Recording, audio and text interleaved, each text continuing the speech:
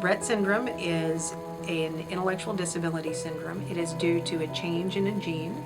The name of the gene is called MECP2. When that gene is changed, then that causes people to have difficulty in learning. It may also cause them to have seizures and some movement disorders.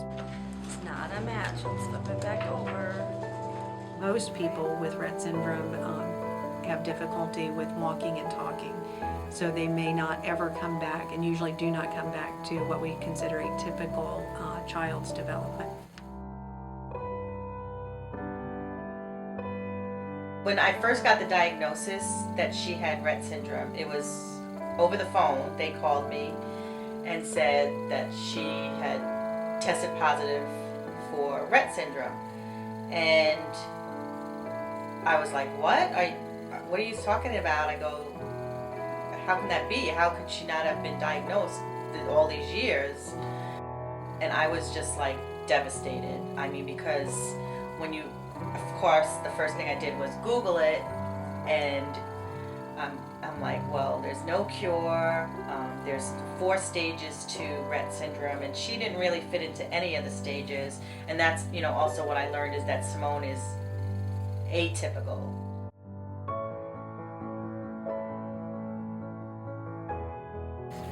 So Rett syndrome is usually recognized anywhere from about 6 months to 2 to 3 years of age.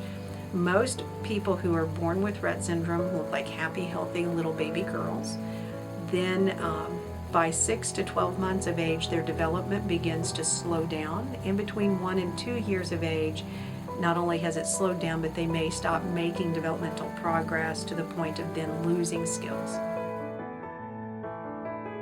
For atypical Rett syndrome, it may be that you've had developmental regression at 4 or 5 years of age, or even older, and may have more mild loss of skills and gain more of them back. Now Simone's regression was at like 11, 12. Then it makes it much more difficult then as a physician taking care of someone to be predictive of what the rest of somebody's life is going to look like, because already you didn't look like the classic form. You never think that, your child is going to be dependent on you for the rest of your life and her life.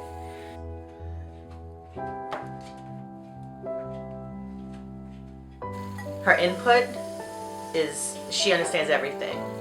It's her output. So just imagine just being like prisoner in your own body because you can't get out what you want to say.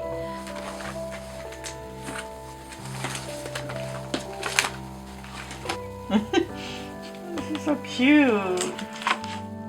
So prior to her regression, Simone talked a lot, full sentences.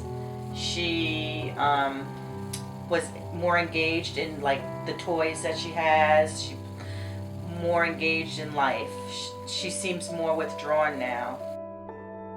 But prior, she used to talk about having boyfriends. She used to talk about going to the prom. She used to play with her toys. She used to smile a lot. She used to want to play with other kids. And then the regression just took that all away. For about like 2 years, a year and a half, 2 years, she just would stare at the wall. She wouldn't watch TV, nothing. So now, after this regression, she actually watches TV, she laughs at things, she's more engaged in life again. It's affected me, it's made me, sad, depressed, and stuff like that, but it's also made me an advocate for finding a cure for Rett syndrome and an advocate for educating people about Rett syndrome. I'm her voice now, since she has none.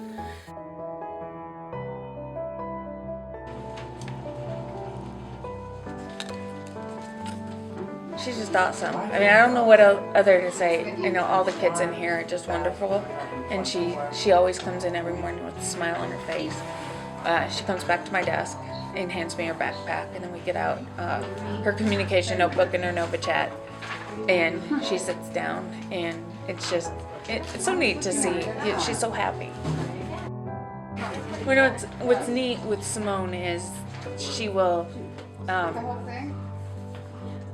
say words. When we're presenting information to her, sometimes her words will come back. I feel sad that was given this dreadful syndrome. I feel bad for her and sad for her, but I'm not going to let that, I want her to still have a good quality of life. So ways that students can help people with Rett syndrome or any kind of syndrome, whether or not it is particularly noticeable or not. First, be kind.